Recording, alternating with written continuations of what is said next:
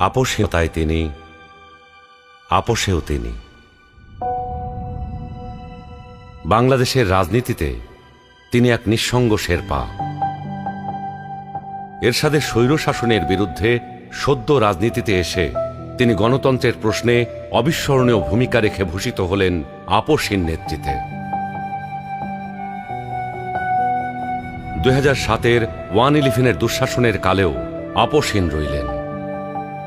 নিজের এবং সন্তানদের নিরাপদ জীবনের প্রতিশ্রুতির বিনিময়ে গণতন্ত্রহীনতাকে মেনে নিলেন না। ফ্যাসিস্ট হাসিনার আমলে বিদেশ থেকে ফিরে এসে মিথ্যা মামলা মোকাবেলা করে জেলে চলে গেলেন।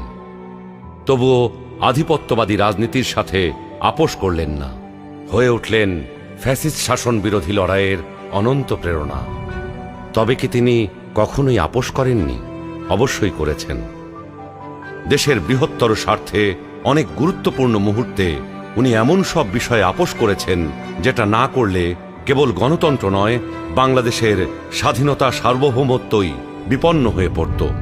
91 সালে তার পছন্দের প্রেসিডেন্সিয়াল পদ্ধতি ছেড়ে সংসদীয় পদ্ধতিতে চলে গেলেন বৃহত্তর রাজনৈতিক সমঝোতার স্বার্থে।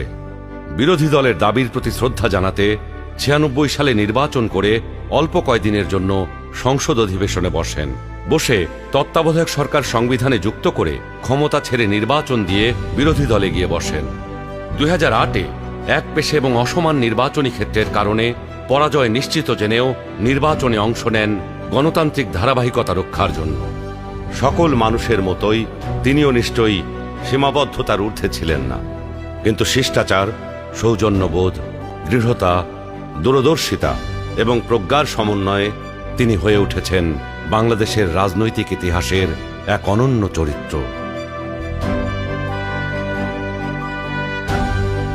তিনি বেগম খালেদা জিয়া।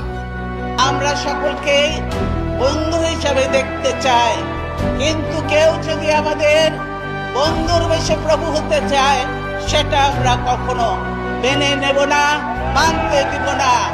কারো প্রভুত্ব বাংলাদেশের জনগণ স্বীকার করবে না।